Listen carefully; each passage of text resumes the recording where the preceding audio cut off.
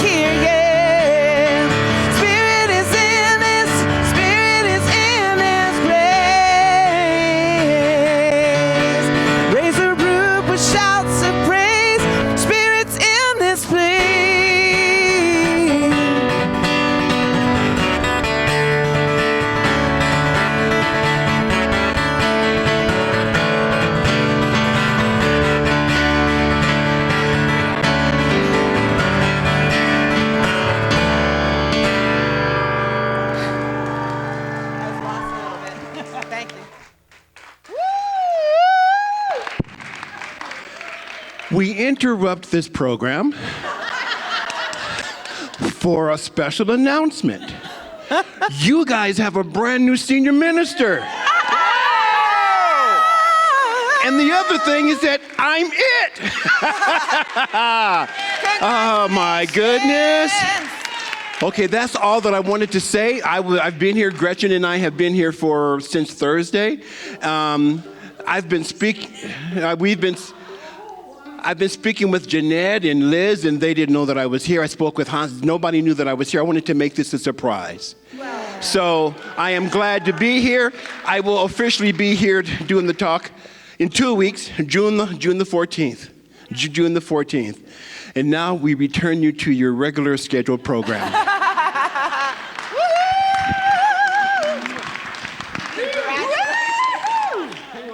Okay, holding. I mean, honestly. You're stealing my thunder here, mister. You are. You are indeed. Oh, my God. Surprise, surprise. Oh, well, good morning, CSL Parker. Are we not just the coolest place ever? Oh, goodness. Well, welcome one and all. And if you are here for the first time, we welcome you. You are here experiencing our brand new senior minister who starts on June the 14th. He will be here giving the talk that day. So, woohoo, we look forward to that. Yes. I want to introduce myself. I am Liz Rudberg. I am a practitioner here at CSL Parker, and there are a number of us here in the community, and we are here to serve you. We are here to pray with you. We are here to lift you up, And if you've already got something that's fabulous, we will take it further for you.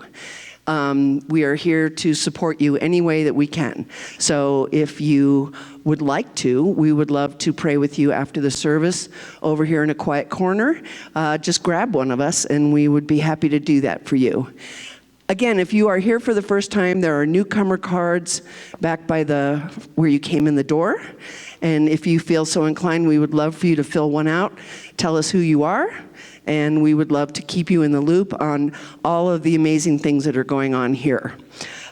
First, I'd like to also, second, I guess, introduce Laura Berman and Luke Halpin. Yay! So happy to have you guys back. Thank you for being here. We've also got DJ on sound today. No, Cody. Or Cody. Oh, sorry. There was a change and nobody made me aware, but thank you, Cody. Dan Eichenberger, I believe that is you, our videographer. And Hans Benez is our video production. What am I forgetting? No, not you. I said Luke. I'm sorry. I said Luke. Sorry, Luke. I'll take another one. Okay, Luke Halperin. Sorry, I may have said it when people were cheering. So let's be sure that we get that straight. The altar, holy smokes. As usual, our own Janice DeBaca has knocked it right out of the park. I mean, honestly. Yeah. And so, some reminders. Reverend Dr. Vern, his celebration of life is next Saturday. And I just wanted to remind anybody and everybody that it is going to be held at the United Church of Christ here in Parker. And it is going to be at 10 a.m. Also, next Sunday, June 7th, and I got this all mixed up last week, so let me be very clear. Next Sunday, this building will be closed. So we are having our church service via Zoom. And a link will go out midweek, and we hope that you will all join us. We're going to have a regular old service. It's just going to be via Zoom. So there you go. Reverend Eugene already told us he starts on the 14th. We will be having a potluck, and we are hoping people will sign up with what you plan to bring so that we'll be sure that we have a nice variety of food. And if you would sign up, please, with Sissy over here waving her flag. She will take your sign-ups for that. Also, Bernadine Merker is hosting a beading class on Friday, January 19th at her home. Or, did I say January? See, I'm going to get fired from this job pretty soon, and that'll be fine. June, yeah, smack me around. June the 19th, which is a Friday, okay? And it's from 2 to 5 at her home. There are only room for 8 people. So please sign up with Linda Hildebrand, and she will take those sign-ups from you. Also, very excited to tell you that we have our new summer and fall class lineup. It's all complete. It's done. It is engraved in stone. There are flyers on the little purple table back here telling you what the 4 classes are that we will be teaching the rest of this year. Stairway to Heaven, Hans Benez and Russell Dennis. Reverend Eugene will be teaching a class in August. Turning Inward, Moving Forward by Sharon Fleming. And Affirmative Prayer from Linda Hildebrand. So we'll be looking for those classes. The sign-ups will show up usually 2 or 3 weeks ahead. You never told me the name of your class, sir. The Art of Mastery. Diving into Eugenius. Nice. Well played. Well played. Oh, no, my genius. Your genius or my genius? Okay. I will make that change on the flyer. Yeah, thank you. All right, now settle down. This is church. Listen, no, this is not your grandmother's church. This isn't even my sister's church. Anyway, I'm thrilled to introduce our guest speaker today. Our dear own, very own Dr. Evonne Levy is going to speak to us today. Reverend Dr. Evonne holds a doctorate in spiritual studies. I have to hold this up because this is, and is a certified affiliate of the Emerson New Thought Center. She is an interfaith minister and a lifelong student of truth, dedicated to understanding the deeper connection that unites all of us. Professionally, she is a licensed certified addiction specialist, co-owner of the New Paradigm Counseling Center, a certified holistic health practitioner, certified strategic intervention coach, and a Reiki master teacher. Her approach integrates mind, body, spirit, including heart-brain coherence and the nervous system awareness. So that's what you have to look forward to today. But for now, I'm going to introduce our practitioner of the day, our very own Felina Harrington. Here you go, lady. It's all yours.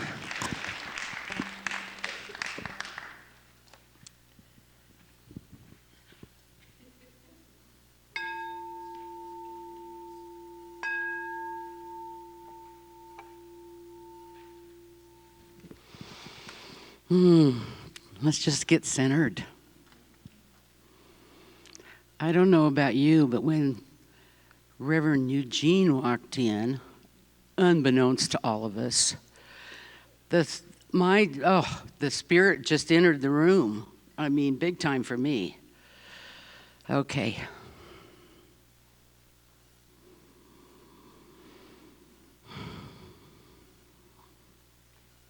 So as we come together,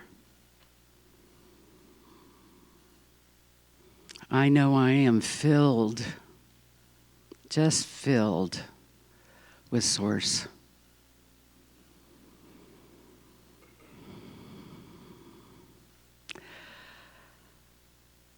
This is the last day of May, so we're saying goodbye to May and hello to June. And as we make this transition, as we make so many transitions in our life, we know that Source is always with us. We are a part of this Source. We can just revel in the love and the joy and the truth that all that implies and is for each one of us.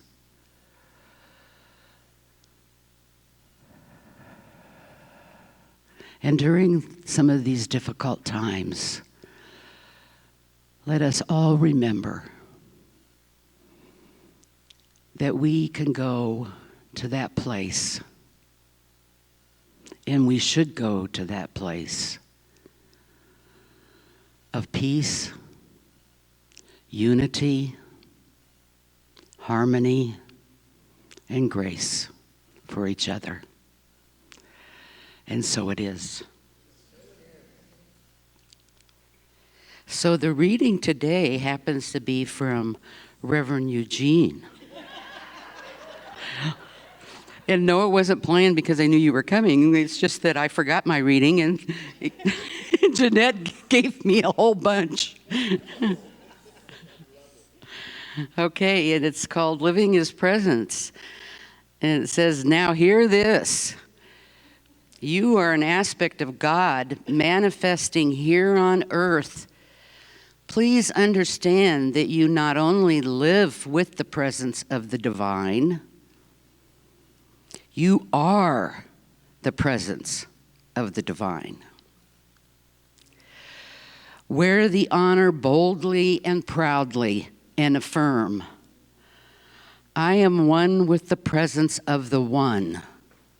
Wherever I go, I declare that I am God in action. I live, move, and have my being as the presence of God.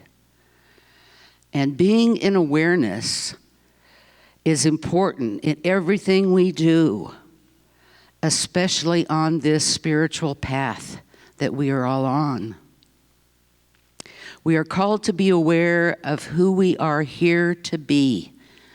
In this moment, become aware of who you truly are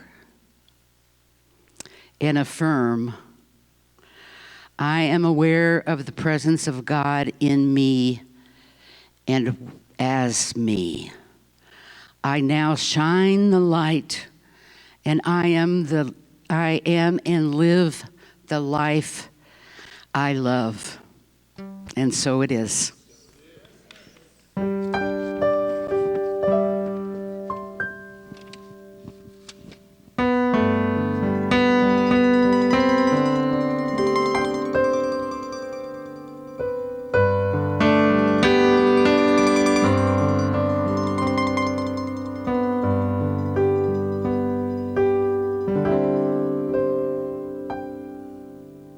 Get ready, my soul.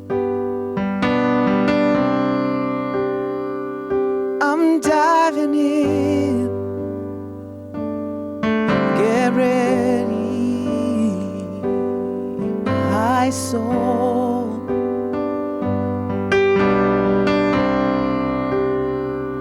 I'm diving in.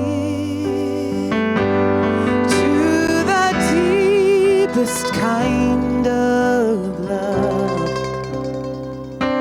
to the sweetest kind of life.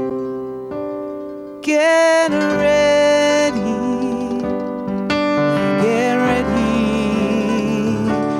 my soul.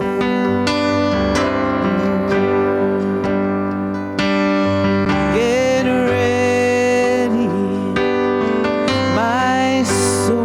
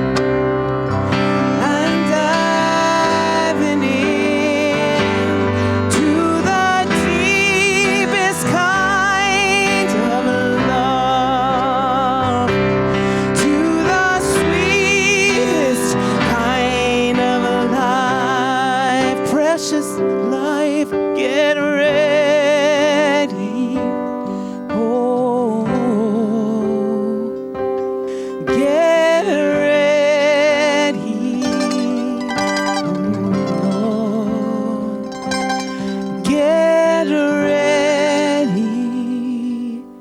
get ready, my soul.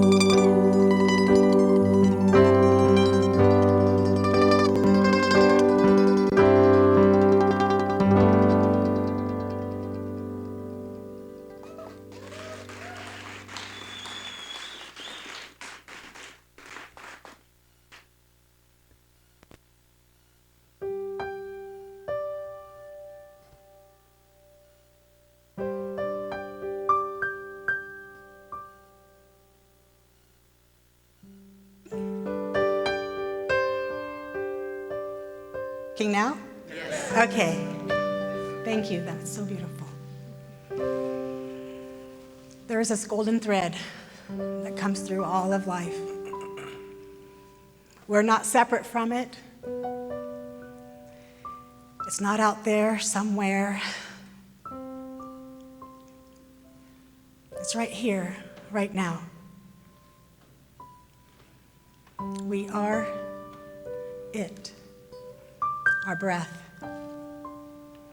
our joy, our grief.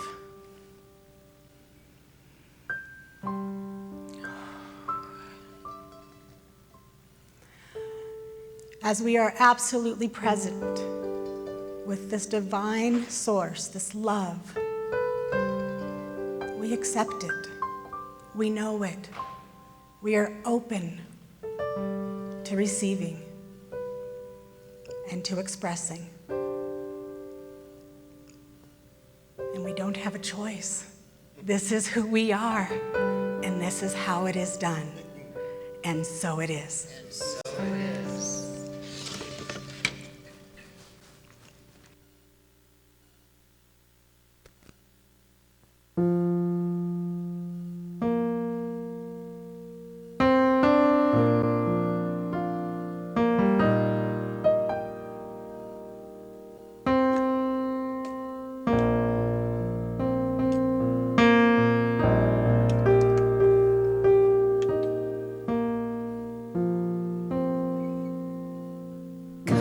Friends all gathered round.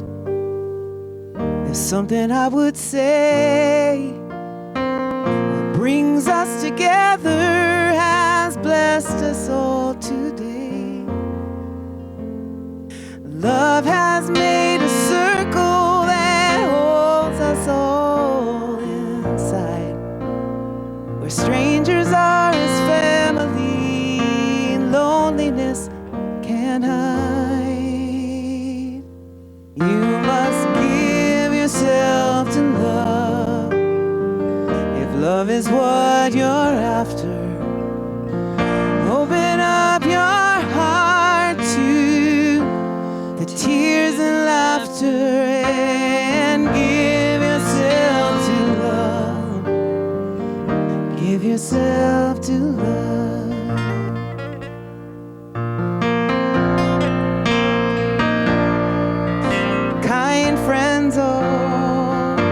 Walk these mountains in the rain. I've learned to love the wind, and I've been up, breathing it all in before the sunrise, to watch the day begin. But like sunshine on a cloudy day, you stand before me now. So love is what you're after. Open up your heart to the tears and laughter and give yourself to love. Give yourself to love.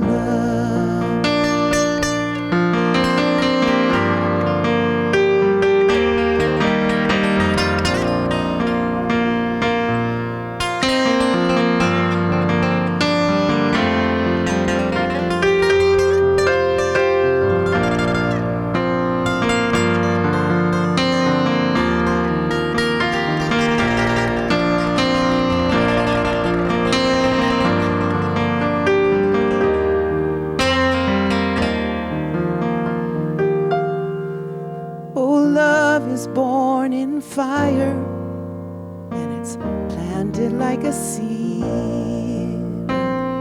Love can't give you everything, but it gives you what you need. I know love comes when you are ready. Love comes when you're afraid.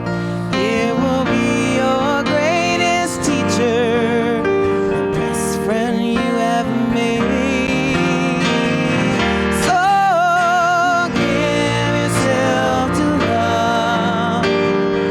Love is what you're after. Open up your heart to the tears and laughter, and give yourself to love. Give yourself to love. You must give yourself to love. Love is what you're after. Open up your heart to the tears and laughter, and always give yourself to love. Give yourself to love. Give yourself to love. Give yourself to love.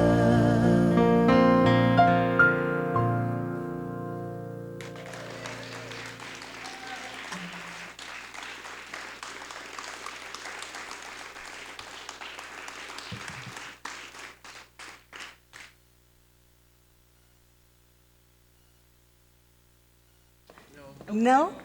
Okay. It just takes a second. Okay. Okay, thank you, Cody. And thank you all. This is, I'm so very grateful to be here. I find it to be a special gift to be able to talk with those of us who already know that we're bigger than what we think we are. You know, who start to recognize that there's more to life than what we can see, and that we're a part of that. And so there's something very special there. I did not know that I would be speaking in front of our senior minister today. So excuse the sweat on my forehead. And that's okay. Thank you for being here. I feel very blessed by your presence. We're talking about the golden thread, and what a beautiful job on the altar. Thank you so much. Thank you so much. Even putting the golden thread through all of these beautiful traditions. Thank you for doing that. To talk about this connection, I actually want to start with talking about disconnection and what that looks like. What do we look like when it's separate, when we think we're separate? Has anybody had arguments? Right? I think I know best, and if you don't believe me, then ask me and I'll let you know, right? Or do we have the times when we are, maybe we're just secluding from everyone and we're just separating ourselves, because sometimes we need that. I want to kind of take some time away and quiet down. But other times I'm taking time away to quiet down, but I'm really screaming for attention because I want somebody to recognize me and I want to be a part of something. So when I start to look at what disconnection, when I start talking about what disconnection looks like, it looks like when we forget who we truly are. We forget that we're part of something so wonderful and so big and so strong that we misbehave. Oh, I'm the only one. No, okay. Right, we start to argue, we start to fight. Some of us have addictions. Some of us have verbally, like my sister has a verbal addiction. If she sees us, hi. But she likes to talk about things that are like, gosh, Evonne, that outfit looks terrible on you, you know? and the way that it's always about judging ourselves. When we judge ourselves, we judge other people. So I love my sister very much. I'm just sharing that. And as we start to recognize that we think that we're separate, I'm actually going to share with you why this is such an important piece to me, because in my family, we were very divided. We were very separate.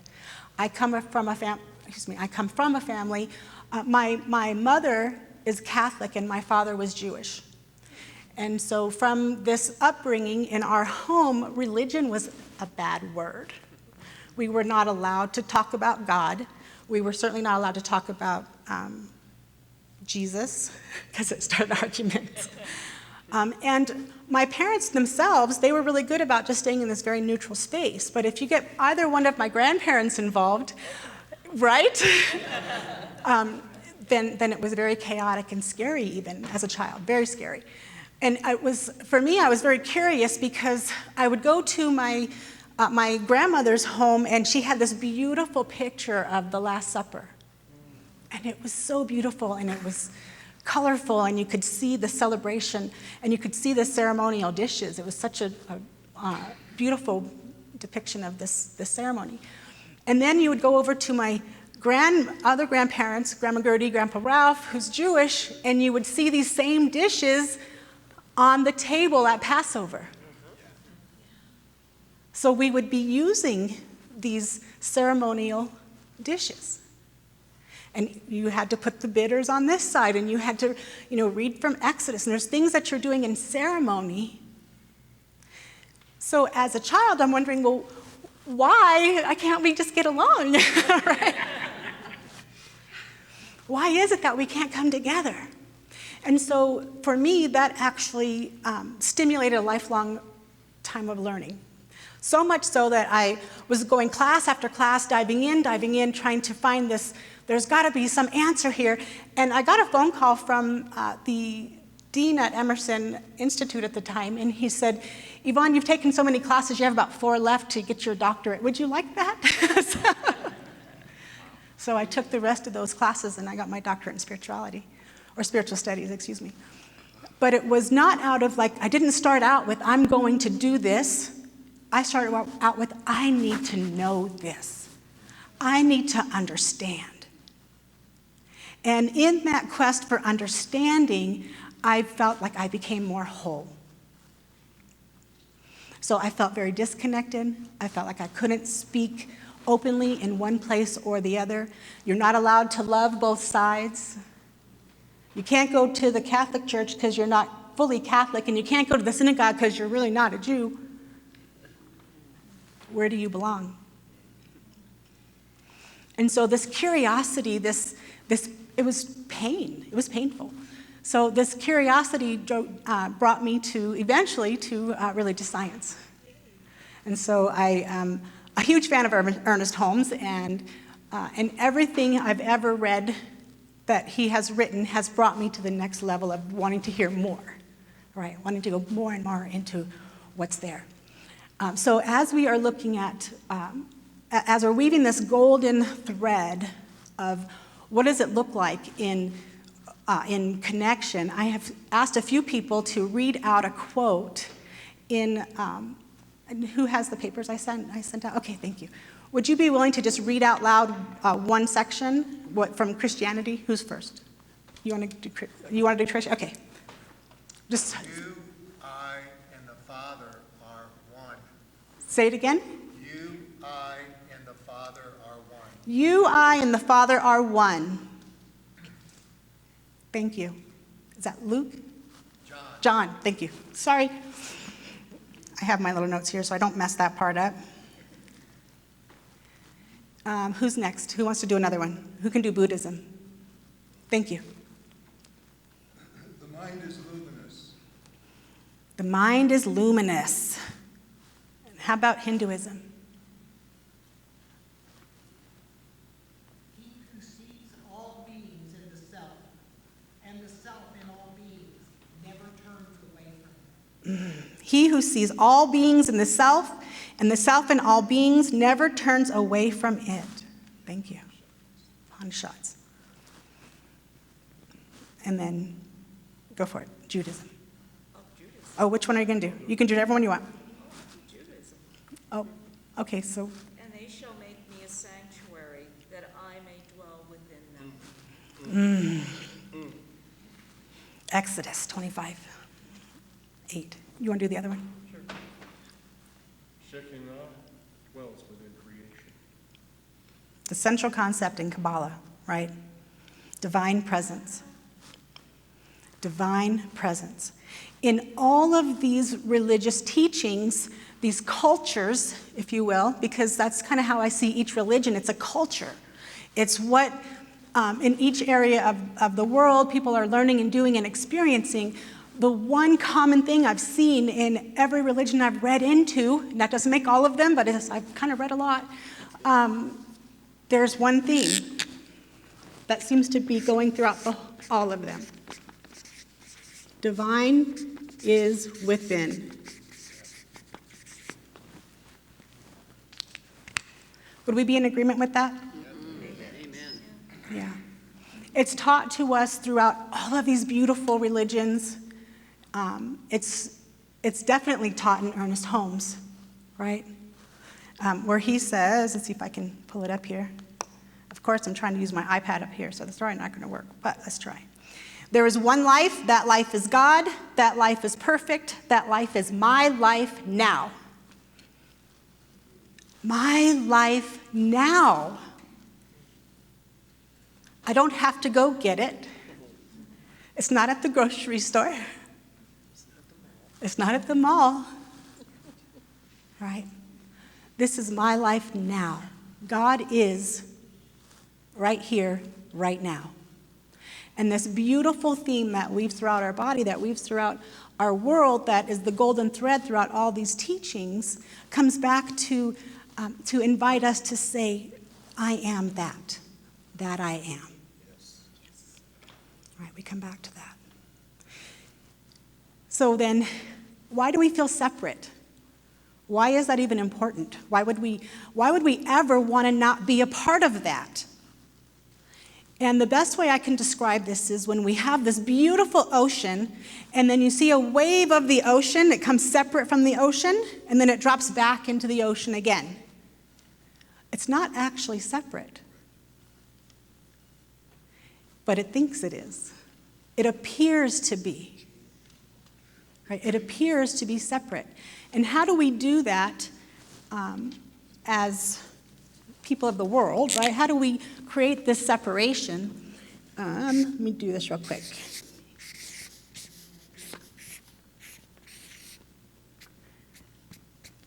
All right. Doesn't make any sense yet, right? That's okay. So, how do we create this separation? We identify, right? When we identify as the wave, we separate ourselves from the ocean, and now we're the wave. Now, does it make it really deeply true that we're no longer water? No. But it does give us a role in the world as a wave. And to be able to play out this role, I need to be who I am individually and have an identity. The way I create my identity is through these, through our brain. So I'm going to get a little weird on us for a second, okay? And so I'm going to talk a little bit about brain waves, just for a moment, a state that we become in, that we become a part of through our separation. Now, beta, alpha, theta, delta. This is when we become very busy. This one, we're more at ease. This is our transformation. Let's see if I can get that on here. And this is more dreamless. Dreamless. Yeah, we're just in this total state of what we feel as nothingness. How many of us get stuck here in busyness? Right? We get so busy being busy, we make a list about our lists.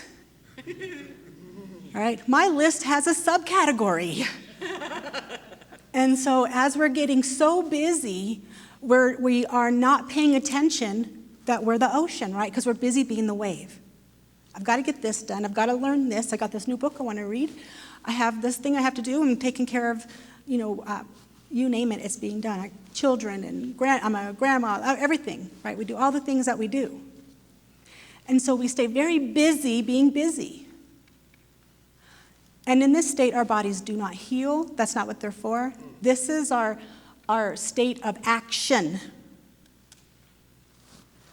Then we come down to at ease, the end of the day, watching TV with my husband, relaxing a little bit, maybe trying to just let it all go. I don't want to be thinking about all these things. And up until now, I've been taught that when I meditate, I'm supposed to get out of this and into this. Has anybody else ever been told, just calm your mind? If you could just calm that mind of yours, right? Stop worrying about it all the time. Stop thinking about it all the time. If you can just quiet your mind, everything would be fine. Well, when we really look at, I'm kind of in the way here. When we really look at what that does, is it does give us an opportunity to move into theta. Theta, this is where we have trust, transformation. This is where the real healing starts to take place. And most of us just go right here, and then we go to bed at night. Right? I'm tired. Did you see my list I got done? And so now I'm going to get some rest. But if I can spend some time in transformation, if I could spend some time in theta, this is where I reconnect with the water. This is where the wave drops back into the ocean. And we start to do that deeper area. Now, one of the things I find fascinating about theta, and it's not taught this to us in practitioner class, but as a practitioner, for those of us wearing stoles, when we are doing our prayer treatments, we are taught to get ourselves into this state of mind and then pray. So when you're going to the practitioners after service and doing prayer, these practitioners have been trained to bring their hearts, their minds, their souls to this place of true healing and trust. And then they share that with you. And it's a beautiful, beautiful experience. Something that I think sometimes we forget how honoring that really is. When we can stay here, I was blessed enough to be a part of a program about 20 years ago. I was working with a group of people who were teaching and learning Silva, the Silva method. And as part of the Silva method, you would learn how to get into the different states of mind. And when you're in a different state of mind, they would call it the level of mind for healing. When you're in that level of mind, you could then create your reality. You could create what you wanted in the world. Have we ever heard that in religious science? Mm-hmm. But are we told to go to theta first? No. Right? We're told to get out of your busy mind. Well, as part of your busy mind, visualize what you want. And then do it quietly. And so we can start to do that, and that is part of the yes. That's part of how we get there. When we really start to connect with our soul piece on that, when we allow ourselves to go to that deeper place, that's when we can drop into theta, and we can get ideas and thoughts that we've never had before. Right? They start to. It's a very creative space. It was Thomas Edison who, I heard the story many years ago, that he would meditate, or he would think about, he'd sit in this chair and he would think about what he needs to do next. How do I get past this problem? And he would hold a stone in his hand while he was having this conversation with himself. And he would get very quiet to go for the answers. Well, he had a tin can underneath him, and if he were to get so relaxed that he dropped it, he would wake himself up so that he could stay in theta. So he's so relaxed, he goes from here to here. No, hold on, I don't want to be there. I need to stay here.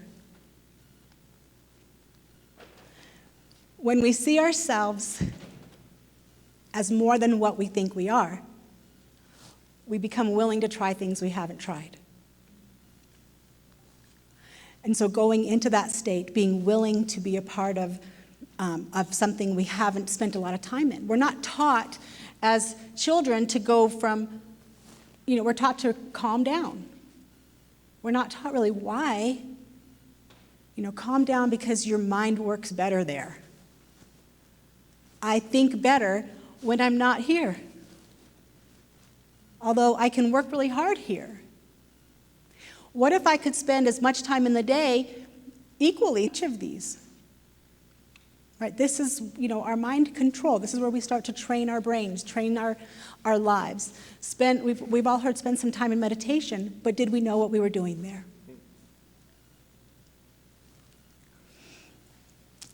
So that's, when we're looking at how this divine mind works, right, the parts and pieces of it, this is part of what I have. These are part of the materials that I'm working from and working with. And if I can put myself in the state of trust and transformation, I can then receive the information. I can then share that information. I was in meditation, and I was thinking about this. I decided I was going to really get this mindfulness. I was doing this other talk, and I was talking about mindfulness. And so I'm finding myself in theta and trying not to think too much, because as soon as I can jump in and out, right? So I'm thinking about mindfulness and how all of a sudden I see mindfulness as a way of disconnecting. I can be so set in my own mind that I'm not paying attention to the people around me. Right? I'm very mindful of my body, I'm mindful of my thoughts, I'm mindful of all the things happening right here. How do I bring that out into the world? Well, then we have a new term, and I'm going to call it kindfulness. Right? So kindfulness, that's how I can share it. That's how I can be a part of it with you. Right? What's my gifts that I can share? How can I participate in life? How can I pray with you? How can I listen to your stories? Because mindfulness, if I'm really going to stay totally mindful of my own self, I'm only listening to my own stories. And I have a lot of them. They keep repeating. So, as we pull them together, as we recognize that we are one with this source, the recognition of it is what makes it real. There's nothing to fix. We're not broken. Sometimes we're just busy and we forget to look. And so thank you. I almost want to see if you have any questions, but if you don't. What I would like to do is take this time to pray together. I did this talk the other day, a few months ago, and it was about an hour long. So I'm trying to be very careful and timely. So I asked the practitioners to come forward, and we're going to do a prayer together. In this prayer, we recognize the divine. We recognize the transformation of who we are right here and right now. I ask you to see yourself as that wave. Reaching up from the ocean, being you, authentically you, and taking a breath and staying right here and right now.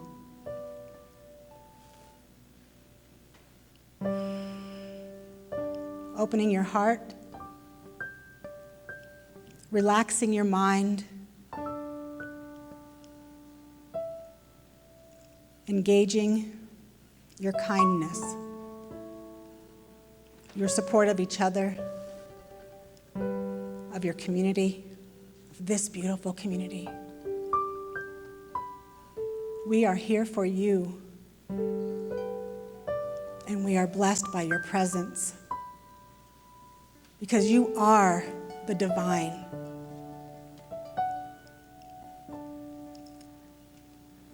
And we are grateful. And so it is. I'm going to ask the practitioners to stay. And we're going to do I do the call for offering now? Yeah. We'll go ahead and start the call for offering. You want to do the offering? But I just asked the practitioners to stay in prayer with us.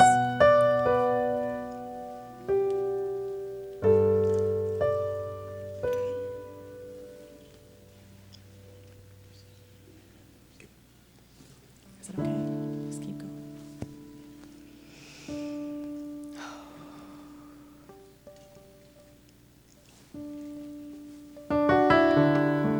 Let the words wash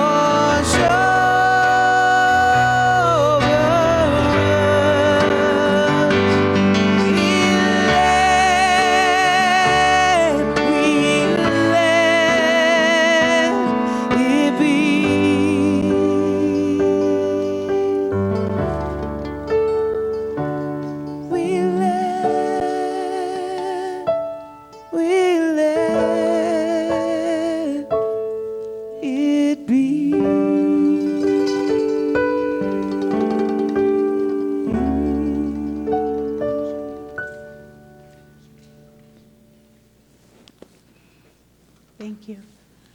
And as the offering comes forward,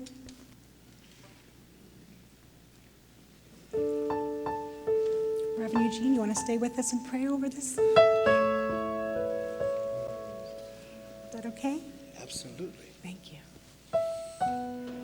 How so very good it is to receive these blessings, these offerings. For I know that as the receivers are blessed, the givers are just as blessed. For the gift is the same as the giver. Yes, it is. So for this, I know that all is well. I know that all is well. That these gifts and offerings not only help us to continue to meet together, but we also, these gifts and these offerings also help us to serve the planet in beautiful, beautiful ways.